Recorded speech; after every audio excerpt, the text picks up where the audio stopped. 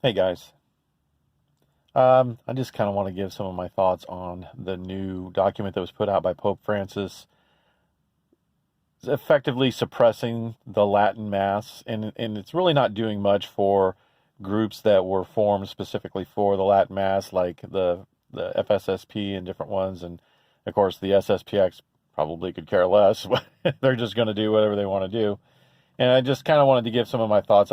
This is really off the top of my head. I haven't really prepared anything. I'm not even using my mic. I'm just kind of using my phone and talking into it. But I'm not going to read the document or anything like that. There's plenty of videos out there. Taylor Marshall, Anthony from Return to Tradition. I know he did. That's the one I listened to.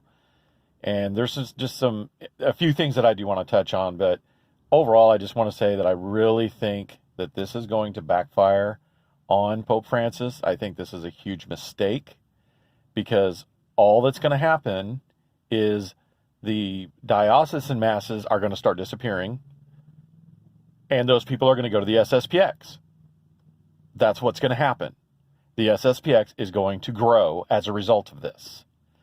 And they really need to, really what this is a response to. Pope Francis has made several comments over the last year or so about how young people are so rigid and they like this Latin Mass and all this stuff. And so this is his way of trying to reverse that. Well, that's not going to happen. Okay, there's a reason why people are leaving the Novus Ordo Mass, the new Mass from the 1960s, what I call the hippie Mass or the groovy Mass, as Taylor Marshall calls it. And the reason is because it's boring. It was designed to cater to the likes of a very specific generation, the baby boomer generation, which quite frankly is a degenerate generation. I mean, what audacity to take the Latin Mass that's been around for 1,800 years and say, well, we want something that fits us. I mean, that's typical of that generation, by the way. But if they're going to do that, then you're going to have to keep doing it because each generation is going to have different tastes. So, I mean, at least the Protestants understand this, that they have to reinvent themselves every so often to keep the young people coming. You know what I mean? But we didn't. We designed it for the baby boomer generation. They're still in charge of the church, and they want to keep it. They want everyone to go there. And I'm going to make a video on how the new Mass and Vatican II are destroying the church. Now, what you're not going to hear from me, you are not going to hear that the new Mass is invalid, because it is valid. Okay, the reason I know it's valid is because the Catholic Church says so. And you're not going to hear that Vatican II is invalid, because it's not invalid. It's valid, and I know this because the Catholic Church says so. But we can no longer ignore the problems that have been caused by the Second Vatican Council and the new Mass. And the problem is an exodus from the church. Okay? The biggest and large and fastest growing denomination in America is ex-Catholic. You know, I have kids, and they grew up in the Novus Ordo Mass. They all left, every one of them. Okay? And I've started going to the Latin Mass more. I don't go all the time, but when I do, I go to the diocesan one, and I don't know what's going to happen to that. If it goes away, I'm going to start going to the SSPX, and that's all that's going to happen. But what he's what he's done is he's effectively reversed Pope Benedict XVI's motu proprio Summorum Pontificum, which forced the bishops to make the Latin Mass available to the faithful that wanted it. And that was a brilliant idea, because if you wanted the Latin Mass, you had to go to the SSPX.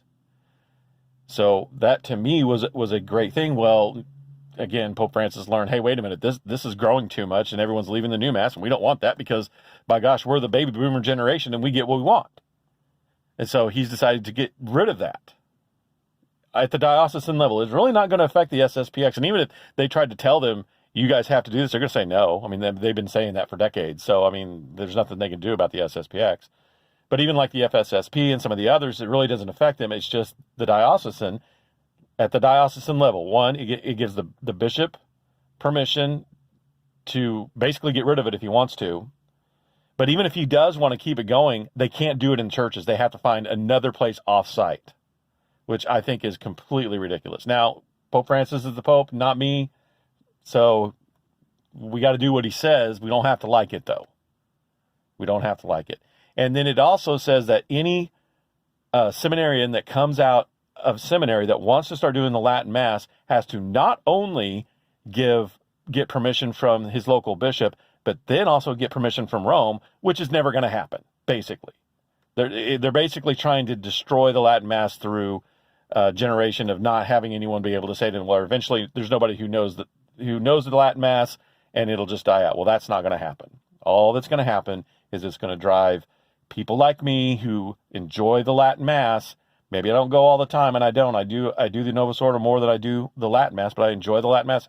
They're going to drive us to the SSPX and these other groups, and those groups are going to grow, and the church is going to continue to shrink and die. But then we knew this was coming. I mean, to me, this is just one more proof of all these Catholic prophecies that I've been talking about how the church is going to look virtually dead. Well, here we go. Here we go. This is one of the ways this happens. So, anyway, I just wanted to do a little rant on that. So, until my next video, God bless.